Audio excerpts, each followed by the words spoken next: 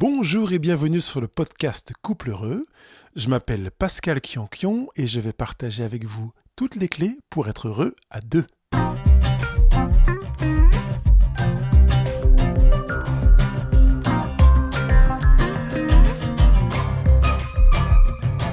Vous avez conscience d'aimer d'une manière bizarre et d'ailleurs vous en avez peut-être parlé à votre conjoint. Alors parlons-en aujourd'hui. Bonjour les heureux, les heureuses en couple et ceux qui y travaillent bien entendu. Vous avez peut-être ce genre d'impression d'avoir une manière d'aimer qui est un petit peu bizarre et vous avez conscience peut-être d'avoir votre bizarrerie qui vous met parfois des bâtons dans les roues. Alors je voudrais vraiment qu'on s'arrête là-dessus aujourd'hui. Avant de rentrer vraiment dans le vif du sujet, je voudrais vous rappeler qu'existe le calendrier de l'Avent du couple qui est vendu par la société Couple de Cœur. Et ce calendrier de l'Avent est vendu sur des plateformes. Vous pouvez aller directement taper Couple de Cœur sur un réseau social, enfin sur un moteur de recherche plutôt, et trouver la réponse pour savoir où vous pouvez acheter ce calendrier de l'Avent. J'en avais parlé l'année dernière. Et je voulais juste rappeler que ce calendrier existe. Je veux le promouvoir pour une raison, au moins une qui, pour ma part, est importante. C'est qu'elle permet au couple de se retrouver, d'échanger, de se retoucher, de se regarder, de s'entendre, d'apprendre à se connaître, etc. Donc, je vous encourage à aller vous informer et peut-être acheter ce calendrier de l'Avent pour le vivre à deux. Pour aborder le sujet du jour, on est dans cette prise de conscience du fait que j'aime d'une manière bizarre. Alors peut-être je vais ouvrir un petit peu de ma vie, parce que c'est une des choses que j'ai dites assez rapidement à ma femme, en lui disant, écoute, alors qu'on n'était pas mariés bien entendu, j'ai une manière d'aimer qui est bizarre. Donc j'étais conscient de cela, et en même temps j'étais conscient des raisons pour lesquelles ma manière d'aimer était bizarre, et j'ai pris le temps de lui expliquer. On y viendra un petit peu plus tard dans cette émission. D'abord, vous prenez conscience de ça et vous prenez forcément conscience en même temps du fait que cette bizarrerie est en général attachée à des pages de votre histoire. Vous avez des raisons pour cela.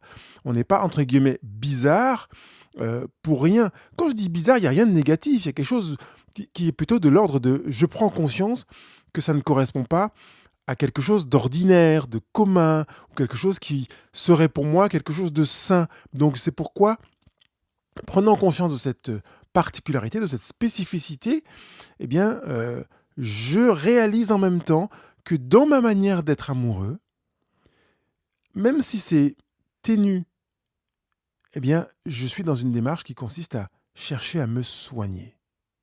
Attendez, ne criez pas haro sur le baudet tout de suite, comme on dirait dans une fable de La Fontaine. Nous sommes tous humains autant que nous sommes, dans des relations amoureuses, ayant pour but d'aller combler un manque, d'aller se soigner. Je l'ai déjà évoqué dans une émission précédente en disant qu'en fait, nous cherchions tous notre père et notre mère dans une relation conjugale. Donc une manière d'aller chercher aussi ce qui nous a manqué, ce qui nous a beaucoup plu dans la relation qu'on avait avec notre parent. Soit avec l'image du parent idéal que nous avions à l'esprit. Et de cette manière-là, nous avons cherché, dans notre conjoint, à compenser ou à compléter ou à venir revivre, raviver quelque chose que nous avons aimé. Et oui. Alors, on peut chercher, quand on est conscient de ça, à se soigner, je remets les guillemets, à se soigner en dehors du couple. C'est la première chose que je recommande vivement, c'est à partir du moment où on a pris conscience du fait que dans notre relation, on veut se soigner de telle chose, de tel manque, telle frustration, tel besoin d'esthétique, tel besoin de présence, de toucher, etc. On peut commencer à travailler en se disant « Ok, je vais prendre conscience que ce n'est pas le rôle de mon conjoint de me soigner, ce n'est pas le rôle du couple d'être un soignant, je vais donc aller chercher mes soins ailleurs. » Et là, je reviens à une dimension que je rappelle régulièrement dans ces émissions et sur ce blog Couple Heureux, qui est de travailler à son bonheur personnel, individuel, sachant que cela impactera le bonheur du couple. Donc ne pas attendre du couple qu'il soit la pompe de rechargement de notre bonheur personnel, mais qu'on aille chercher une pompe en dehors du couple et qu'ayant trouvé cette ou ces pompes hors en dehors du cadre conjugal, on puisse se ressourcer, se remplir, se faire du bien. Et du coup, quand on se retrouve en conjugalité, eh bien, on a participé à augmenter le bonheur et la stabilité du couple. D'où l'intérêt d'aller, dans un premier temps, chercher à se soigner en dehors du couple. Quand on ne se soigne pas en dehors du couple, eh bien, on abîme son couple. C'est-à-dire qu'on va attendre de son conjoint qu'il fasse, qu'il dise, qu'il ne fasse pas, ne dise pas, et qu'il ressemble à, et qu'il finalement ne soit pas lui-même pour être celui que l'on voudrait qu'il soit. Finalement, c'est une manière de le piloter, de le guider et de souhaiter qu'il soit vraiment à l'image de ce que l'on veut. Et on ne se rend pas forcément compte que l'on attaque l'estime de soi de son conjoint, parce qu'en fait, comme on n'est pas face à la personne que l'on voudrait voir en face de soi, parce qu'on est en train de lui dire il manque ça, il manque ci, ça va pas non plus, etc. J'aimerais que tu sois comme ci, que tu sois comme ça, et que tu me donnes, que tu me donnes, que tu me donnes. On est comme des suceurs de sang, et finalement, on finit par épuiser son conjoint et abîmer son couple. Deuxième chose, quand on prend conscience du fait que on est dans un couple dans lequel on se soigne, même à minima, eh bien, c'est après l'avoir conscientisé, de le verbaliser. Parlez à votre conjoint. Bah, écoute, je me rends compte qu'en fait, j'attends de toi une certaine tendresse parce que j'ai vraiment manqué de tendresse vis-à-vis de mon père. Et je pense que mon exigence ou mon attente est trop élevée, qu'elle ressemble justement à une exigence. Alors je ne voudrais pas que ce soit ça. Donc je voudrais vraiment que même si tu te rends compte que je suis dans cette demande-là, que tu puisses peut-être avec un moyen ou l'autre, je ne voudrais pas aborder le sujet de manière très concrète maintenant, donc c'est pour ça que je reste un petit peu vague, que tu puisses d'une manière ou d'une autre me faire comprendre que je suis en train de te demander beaucoup par rapport à ce que toi tu voudrais me donner, par exemple. Et je m'inscris dans la volonté d'accepter la liberté de mon conjoint, finalement, d'être et de donner ce qu'il veut me donner et d'être ce qu'il veut être. Et le troisième pendant, après avoir cherché à me soigner en dehors du couple, pris le temps d'en parler, de verbaliser à mon conjoint ma prise de conscience de dysfonctionnement, du fait que j'attends de lui des choses qui ne lui incombent pas ou que j'attends trop de lui, même si certaines choses de ce qu'il peut me donner ou être lui incombe, eh bien de prendre le temps d'écrire. Alors on pourrait dire, mais c'est très proche de la première option qui est de chercher à le faire en dehors du couple, de chercher à me soigner en dehors du couple. Oui, mais en même temps c'est un pendant complémentaire, c'est-à-dire que le fait d'écrire me permet de prendre davantage conscience de ce que je suis en train de vivre au fond de moi, sans en parler à mon conjoint, de vraiment faire une sorte d'autothérapie. Je prends le temps de comprendre. Pourquoi, là j'ai parlé de tendresse tout à l'heure, mais pourquoi quand mon conjoint me parle, je suis si récurremment blessé?